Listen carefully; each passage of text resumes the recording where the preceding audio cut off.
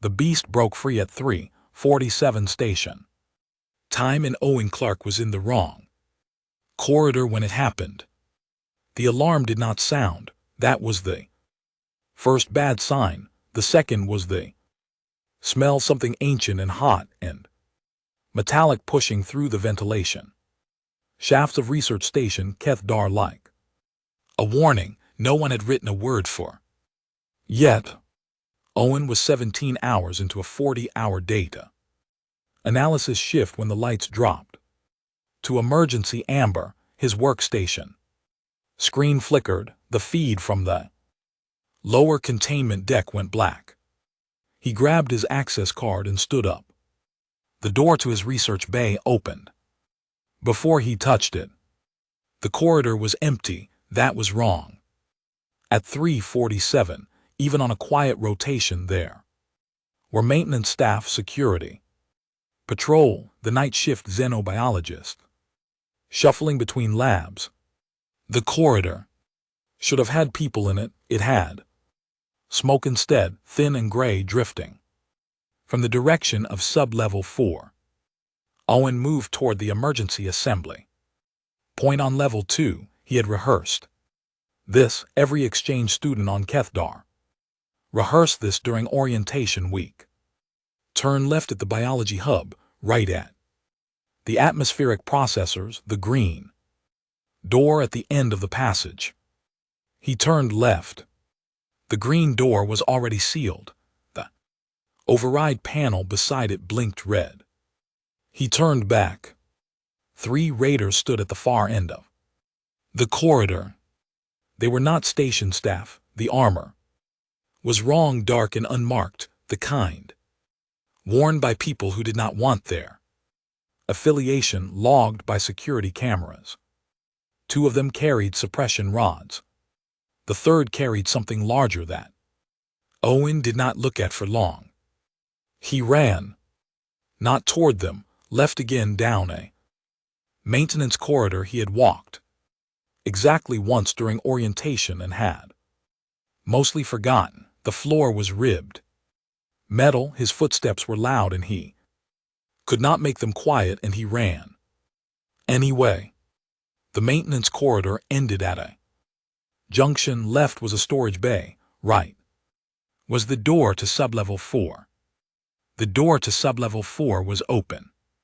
Not ajar, not malfunctioning. Open. The lock housing blown outward from the inside. The metal peeled back like something had decided the door was an inconvenience and removed it.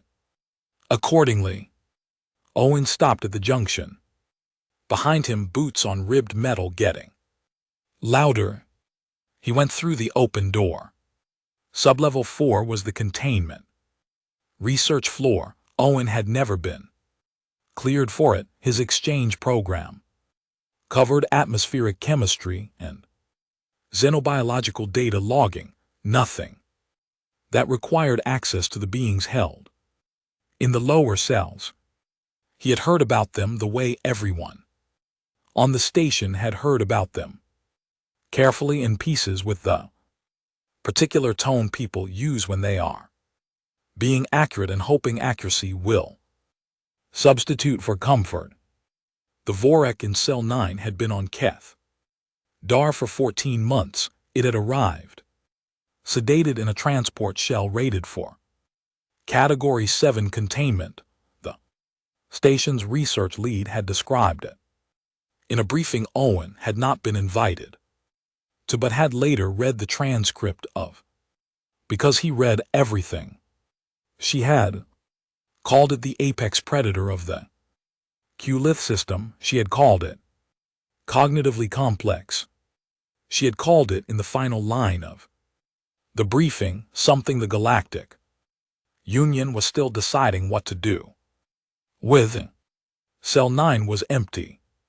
The containment door lay on the floor of the corridor in 2 pieces. Owen stood very still. The sound behind him, boots on ribbed metal, had stopped. He had not heard them stop. He became aware slowly of breathing that was not his own. It came from his left, low and even end. Enormous, he turned his head. The Vorak from Cell 9 stood 8 feet from him in the amber emergency light. It was larger than the briefing document had prepared him for, broader across the chest than most doorways on the station. 4 limbs on the ground, a 5th partially raised, not threatening. Owen's brain noted with the distant calm of a person who had used up their fear and was now just processing data. The hide was dark and textured, the eyes reflective and steady in the low light. It looked at him. He looked at it. Behind him, from the direction of the maintenance corridor, came the sound of the raiders moving again. One of them said something in a language Owen did not speak. Another laughed. The Vorak's head moved. Not toward Owen, past him toward the sound. Something changed in its posture, a shift so subtle Owen nearly missed it. And nearly dying from missing it would have been the least interesting way to die available to him that night. The raised limb lowered, the body settled. It was the posture of a creature that had just made a decision. It moved to the entrance of sublevel 4 and stood there, between Owen and the corridor. The first raider came through the blown door at speed, rod raised and stopped. Absolute stop, the kind produced by understanding that the information you had going in was missing a critical variable. The Vorak did not move. The raider took 1 step back. The Vorak still did not move. 2 more steps, then the raider was gone, and the sound of boots on ribbed metal was retreating now, fast and uneven, and somewhere above them an alarm finally, belatedly began to sound. Owen stood in sublevel 4 and breathed. The Vorak turned its head and looked at him. He did not know what it was looking for. He did not know what it found.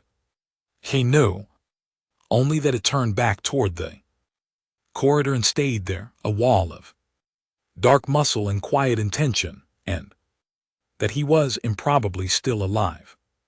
He sat down on the floor of the containment deck, put Snorts' back against the wall, and tried to think. The alarm continued, the amber light continued, the Vorak continued its watch. Something, Owen thought, had decided he was worth the trouble. He had absolutely no idea what to do. With that, the alarm cycled through 3 tones and then went silent. That was worse than the alarm. Owen had been on Kethdar long enough to know the emergency protocols. 3 tones meant general alert, everyone to assembly points, non-essential personnel to evacuation pods, security to active response. Silence after 3 tones meant the emergency management system had encountered something it did not have a protocol for. He pulled up the station map on his personal unit. The display was partial. Some nodes offline, some feeds corrupted, but enough remained to read. The evacuation pods on level 2 had been launched, all of them. The assembly point he had been heading for was now on the wrong side of a sealed bulkhead. He was in the lower decks with a creature classified as a Category 7 containment requirement, and the exits were gone. Owen looked at the map for a long time. The Vorak had not moved from the entrance. It stood with its back to Owen, and its attention fixed on the corridor. And it had the specific stillness of a creature listening to things Owen could not hear. He made himself stand up. "Okay," he said to no one in particular. His voice came out steadier than he expected. "The research bay on this level has emergency communications. If the main array is down, the local Transmitter might still work. He looked at the Vorarch's broad back. "I'm going to move," he said. It turned its head just enough to track him, then it moved. Not ahead of him, beside him, one step. To his left and slightly forward, the position a guard takes, Owen thought. Which was a thought he did not know what to do with yet, so he set it aside and moved. The research bay was 40 m down the sub-level corridor, in the amber. Emergency light with smoke still drifting from the vents and silence pressing in from all sides. 40 m felt considerably longer. Owen moved at pace. The Vorarch matched him without appearing to hurry, which was its own unsettling kind of efficiency. 3 doors down, a section of ceiling panel had collapsed, the debris blocked half the corridor. Owen started climbing over it and felt the Vorarch's attention shift before he heard anything, a subtle change in the quality of its stillness, like a frequency dropping below what could be named. He stopped climbing. 2 raiders came around the far corner. They saw Owen first, then they saw what was beside Owen, and the change in them was immediate and total. The forward momentum went out of them like something had pulled a plug. The Vorarch did not make a sound. It did not advance. It simply oriented toward them with the absolute focus of a creature that had been at the top of its food chain for longer than Keth'Dar had existed. One raider pulled the other back around the corner. Owen finished climbing over the debris. "Thank you," he said, and felt slightly foolish saying it, and said it anyway, because it was accurate. In the station's secondary monitoring hub on level 3, Dr. Claire Holt was watching this on a cracked secondary screen and not blinking. She had been in the monitoring hub when the attack started, having pulled an unscheduled late shift to finish a behavioral analysis report. She had sealed the hub's internal lock when the first unauthorized entry alarm tripped, and she had been watching the station's partial camera feeds ever since, cataloging the disaster in the methodical way she cataloged everything. She had watched Cell 9's feed go offline. She had watched the breach alert for sub-level 4 trigger and then stop triggering because the sensor array had been damaged. She had found the one remaining functional camera on sub-level 4 by routing through a backup node that should not technically have still been working. She had been watching Owen Clark. She recognized him from the exchange program briefings, moving through the sub-level, with Subject 9 walking beside him like a very large, very calm escort. Subject 9, 14 months of behavioral study, 14 months of careful observation through reinforced containment glass of data logs and meal and stimulation protocols, and the slow, painstaking work of determining what kind of intelligence lived behind those reflective eyes. The primary conclusion of her behavioral analysis report, the one she had been finishing tonight, the one now sitting incomplete on her workstation, was that Subject 9 demonstrated no interspecies cooperative behavior under any observed conditions. Subject 9 had just checked corners for a human student. Claire opened a channel to the sub-level emergency comm and then closed it. If the raiders were monitoring station frequencies, she would be leading them directly to Owen. She studied the map overlay. The research bay was his best option. She Snorts had spare equipment there, including an emergency signal booster that could punch through the station's damaged array. She watched Subject 9 pause mid-corridor and raise its head. 2 seconds later, the raiders appeared. On the screen. She had not seen them on any camera feed. Prior to that moment, Subject 9 had sensed them before the camera had them. She sat back in her chair and looked at the ceiling for exactly 1 second. "Okay," she said to the empty monitoring hub. "Okay." She started routing backup power to the research bay's emergency comm. Owen reached the research bay and found the door sealed. The electronic lock had gone to emergency lockdown, which required a level 3 clearance card. His was level 2. He stood in front of the door and thought about this.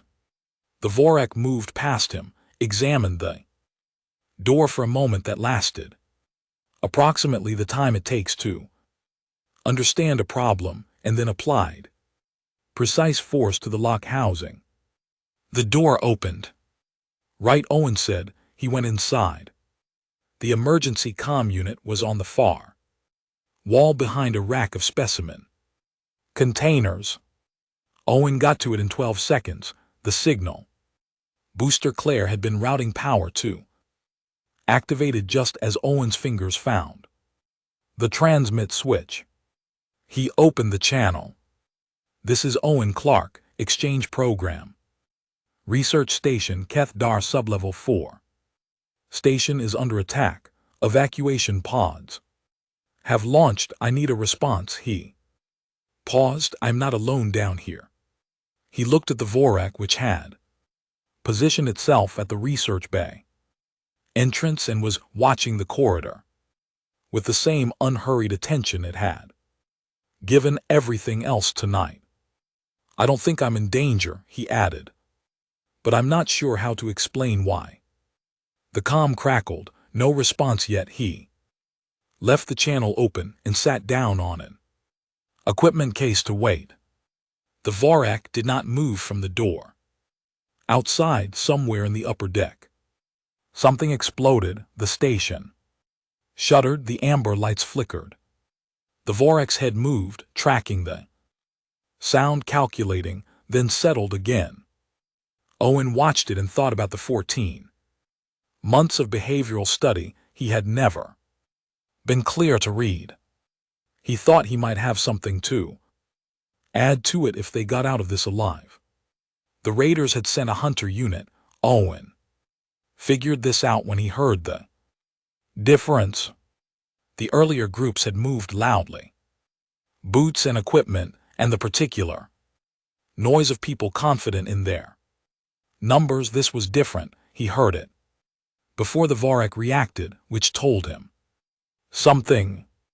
The Vorak's reaction, 3 seconds after his own, told him he had not imagined it.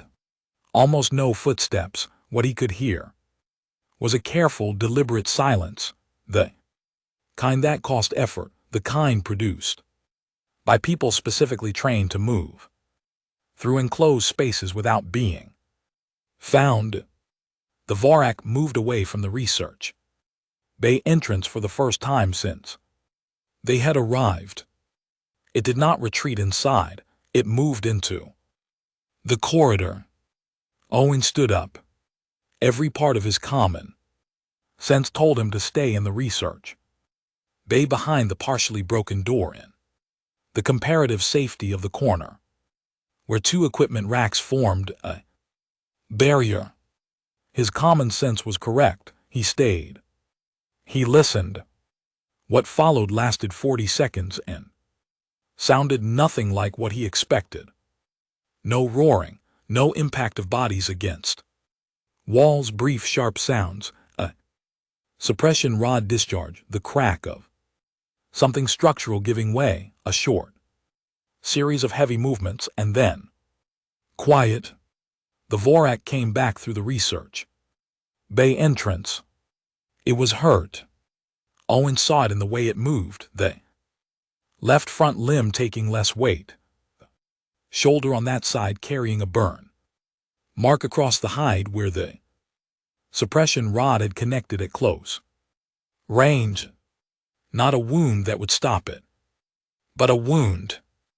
Owen looked at it, it looked at him. He crossed the room. "Let me see," he said. It did not move away.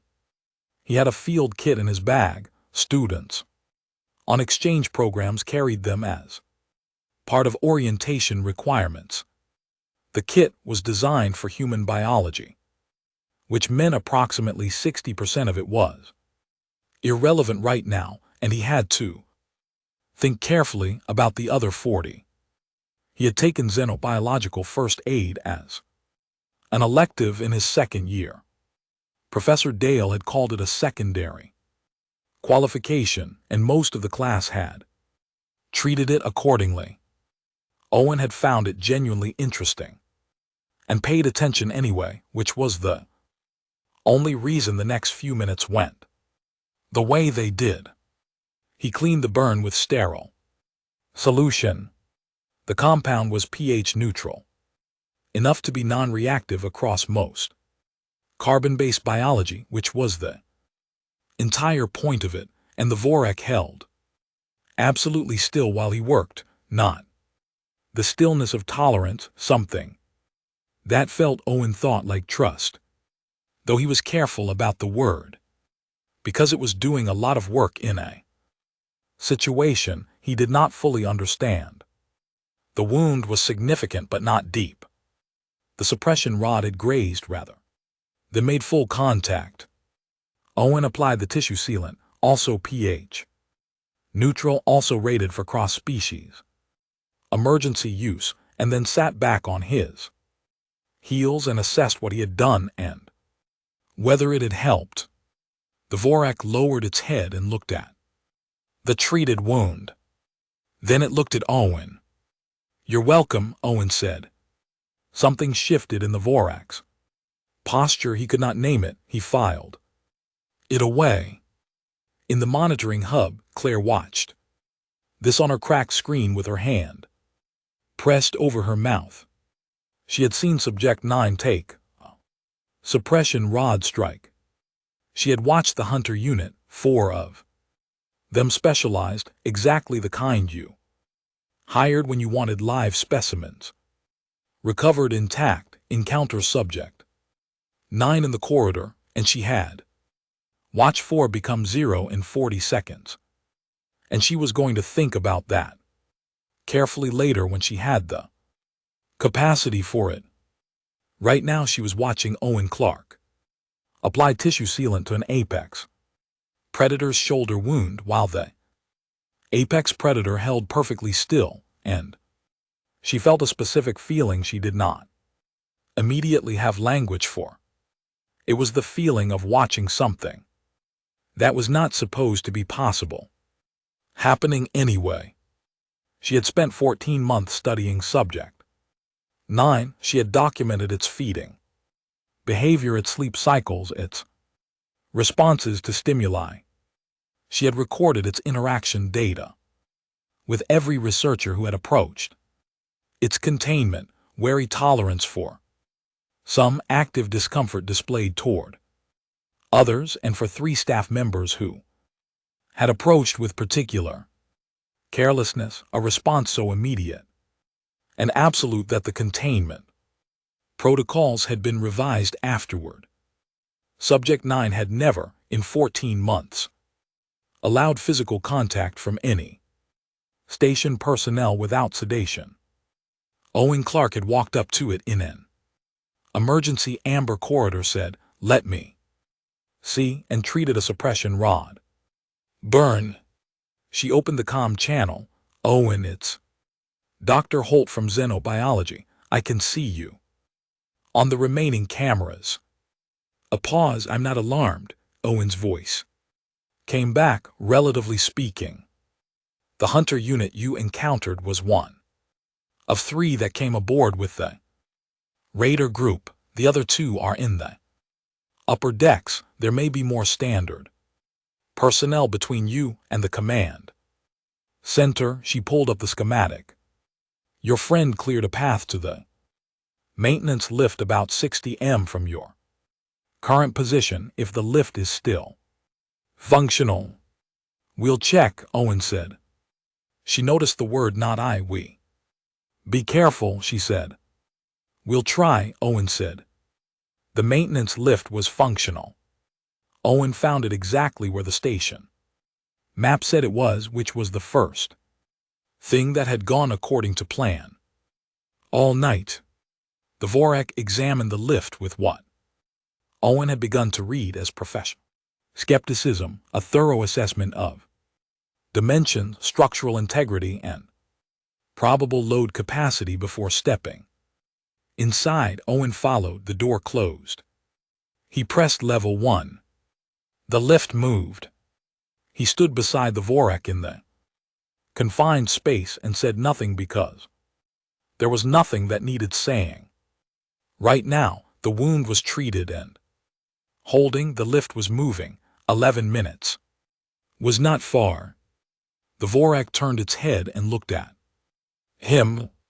We're going to be fine, Owen said, because it was what he believed and also because saying it out loud made it easier to keep believing. The lift reached level 1. The door opened. Aaron Webb was crouching in the corridor with a security rifle, and for 2 seconds that lasted considerably longer than 2 seconds, everyone held very still and assessed the situation. Don't shoot, Owen said. Aaron Webb had been a station security officer for 6 years. He had handled equipment malfunctions, medical emergencies, one attempted theft of research specimens, and the specific bureaucratic effort of processing Category 7 containment arrival.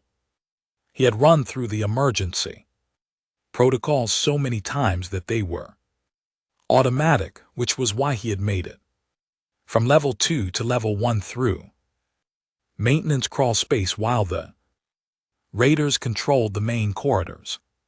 He had not run through a protocol that covered a maintenance lift opening to reveal a human student and an uncontained Dvorak standing side by side.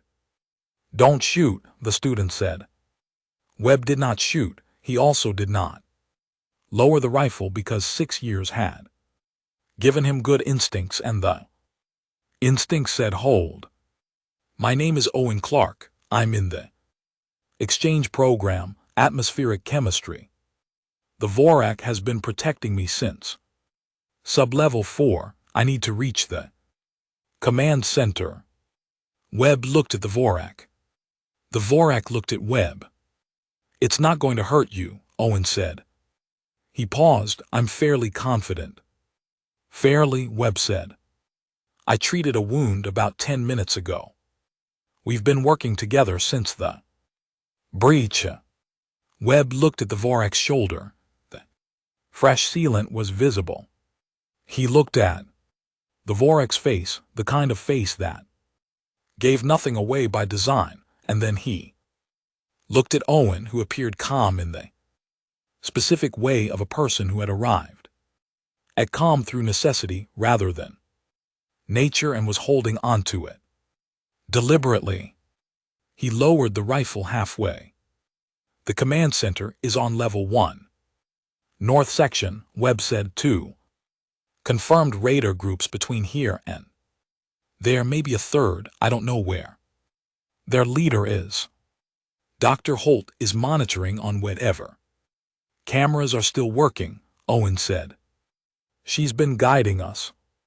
Webb processed this. Claire Holt had been in the monitoring hub when this started. That was useful. Does she have eyes on the north corridor? Owen opened the comm. Dr. Holt, we found security staff.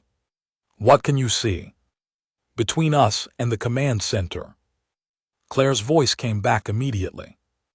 One group of 4 in the main north corridor. There's a parallel maintenance passage. I'm sending the route to your unit now. Owen's unit beeped. He showed the screen to Webb. Webb looked at the route, looked at the Dvorak. It'll be tight in the maintenance passage.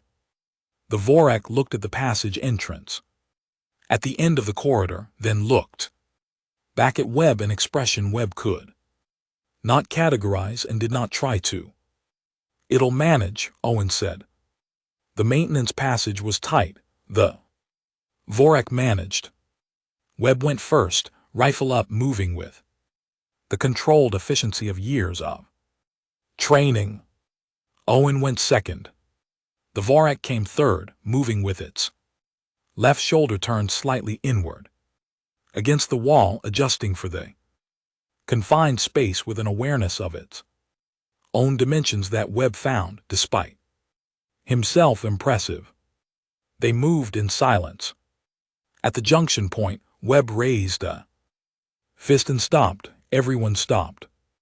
He listened. Raiders in the north corridor, he could hear them, equipment and voices in the kind of conversation that happens when a group is confident and bored, 4 of them, as Claire had said. He turned to Owen and held up 4 fingers. Owen nodded. The Vorak moved forward, not past Webb. Beside him at the maintenance passage grate that opened onto the north corridor, it examined the grate. It examined the corridor beyond. The raiders had not noticed. The grate was at floor level and partially obscured by a support beam. Then it looked at Webb. Webb had spent 6 years reading body language across a dozen species. He was not always right, and he knew it, but he had learned to trust a clear reading when one came. This was clear. The Vorak was asking him something. Webb looked at Owen. Owen looked at the Vorak. "We need to get past them, not through them. If we can avoid it, can you create a distraction?" The Vorak held his gaze for a moment. Then it moved back down the maintenance passage without sound, a thing that should not have been possible at its size, and Webb watched it go in quietly. Revised several things he thought he understood about this species. 20 seconds later, something fell loudly in the section of maintenance passage that ran parallel to the south corridor. A metal panel hitting a floor. Deliberate, measured. The voices in the north corridor reacted. He heard them move south to investigate. Webb came through the grate. Owen followed. They crossed the north corridor in 8 seconds and reached the command center door. Webb entered his override code. The door opened. The Vorak was already there, coming through the opposite maintenance access.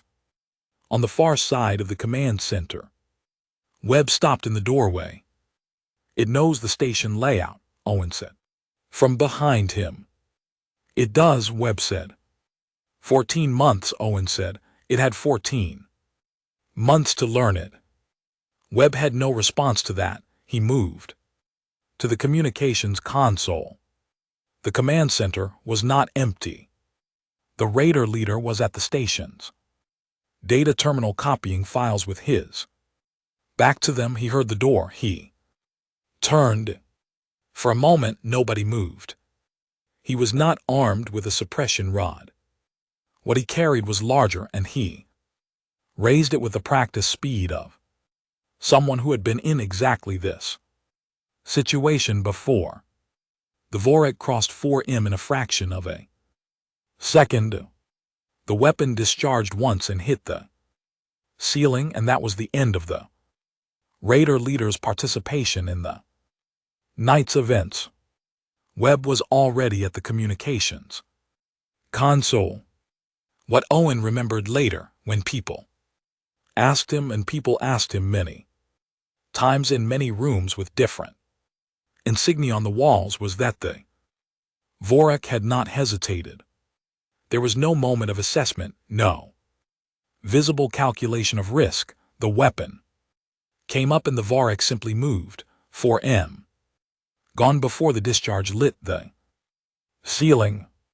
Owen had seen it and still could not describe it as a sequence of events. It was more like a decision that had already been made and was only now being expressed in physical space.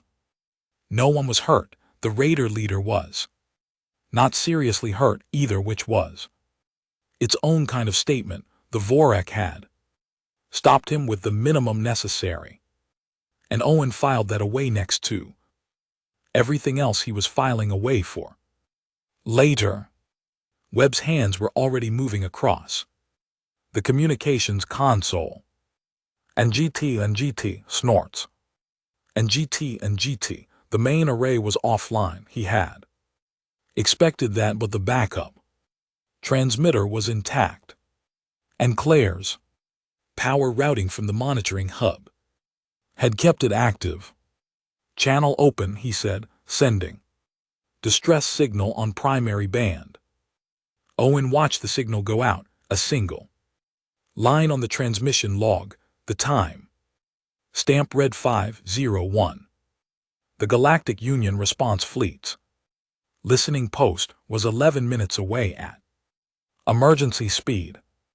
Webb set the signal to continuous broadcast and straightened up. He looked at the Raider leader, who was sitting against the far wall looking at the Vorak with the expression of a person who had significantly revised his professional risk assessment. "He'll stay there," Owen said. Webb looked at him. "He's not going to move," Owen said. "Look at him." Webb looked. The Raider leader was not looking at anyone except the Vorak. And the look on his face was not aggression or strategy or calculation. It was the simple, flat look of a person who had encountered a variable he had not planned for and was now waiting for the situation to end. "Fair enough," Webb said. Claire Holt reached the command center.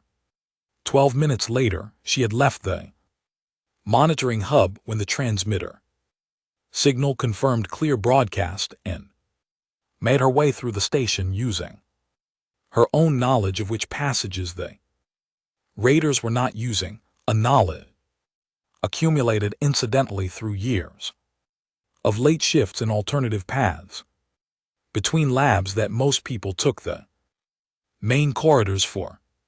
She came through the command center door and stopped. Owen Clark was sitting on the floor near the communications console with his back against an equipment rack. The Vorak was beside him, not standing watch at the door, not oriented toward any threat. Beside him, its injured shoulder turned slightly toward Owen as if presenting the wound for checking. Owen had his field kit open. He was assessing the sealant. Claire stood in the doorway and watched this for a moment without speaking. Then she said, "I'm Dr. Holt." Owen looked up. "I know, thank you for the calm guidance. How is the shoulder?" She moved closer, watching the Vorak. The Vorak watched her back, not with wariness, not with the careful tolerance it had displayed toward most researchers through 14 months of containment glass, something quieter than either. "Holding well," Owen said. "The sealant took cleanly. I'd want a proper scanner on it." "You'll have one." She paused. "The fleet response will have full medical capacity for both of you." Owen looked at the Vorak. The Vorak did not look at him in return this time, but something in its posture acknowledged the words, a small, barely perceptible settling that Claire's 14 months of behavioral study identified as received. She sat down on an equipment case and opened her data unit and started writing. The Galactic Union response fleet arrived in 11 minutes and 40 seconds, 40 seconds over the listening post. Estimated time later attributed to additional vessels being added to the response group after the signal came through. Not one ship for the senior officer who came through the Airlock was Commander Petra Lane, Galactic Union Fleet Division.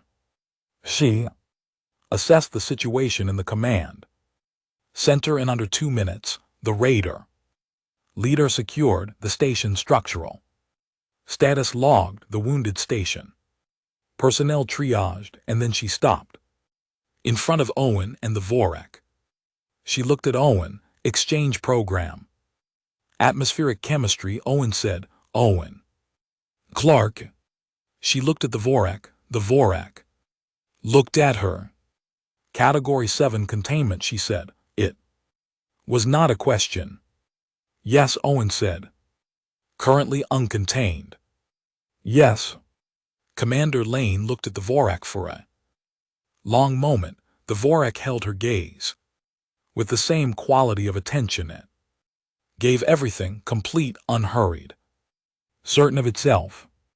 Did it protect you? She asked. Yes, Owen said. From the beginning, from the moment it got out, from the moment we encountered each other. Lane looked at her unit. She looked at Webb, who nodded once. She looked at Claire Holt, who was still writing on her data unit, and said, without looking up, I have 7 hours of footage and 40 minutes of direct observation. It protected him. I will have a full report to you within the day. Lane put her unit away. All right, she said in the tone of a person setting aside one category and looking for a better one. We'll work it out. The Galactic Union convened a formal review board 14 days later. Owen gave testimony. Claire Holt submitted her expanded behavioral analysis, the one she had been unable to finish on the night of the attack, now running to 43 pages. Aaron Webb submitted his security report, which was precise and accurate, and which contained in the final paragraph the line, Subject 9 demonstrated tactical awareness, interspecies coordination, and proportional threat response throughout the incident. Recommend review of containment classification. The review board was composed of 7 xenobiologists, 3 fleet officers, and 2 representatives from the species identification and ethics division. They reviewed the footage. They reviewed the testimony. They reviewed Claire Holt's 43 pages and asked her 17 questions. They asked Owen 6 questions. The 6th was the one that mattered. The board member who asked it was a senior xenobiologist named Dr. Callum Shore, and he leaned forward when he asked it and looked at Owen very directly. In your assessment, he said, why did Subject 9 protect you? You were not a known contact. You had no prior relationship. The breach gave it full freedom of movement through the station and beyond. It could have gone anywhere. Why did it stay with you? Owen thought about the amber corridor, the moment of looking and being looked at, the choice the Vorlag had made before Owen had said a single word or done a single thing, standing between him and the corridor without being asked, without hesitation, without any information Owen could identify as a sufficient reason. He thought about the field kit and the sealant and the maintenance lift and the maintenance passage and a metal panel dropped deliberately in a side corridor to draw 4 armed raiders away from a door. I don't know, he said. I don't think I did anything to earn it. Shore waited. Maybe that was the point, Owen said. Maybe it just decided I was worth it. The review board deliberated for 4 hours. The Vorlag's containment classification was suspended pending reevaluation. The grounds were demonstrated. Non-aggression toward non-threatening contact, demonstrated cooperative interspecies behavior, and demonstrated proportional response to threat across multiple hostile engagements. The reevaluation would take time, months.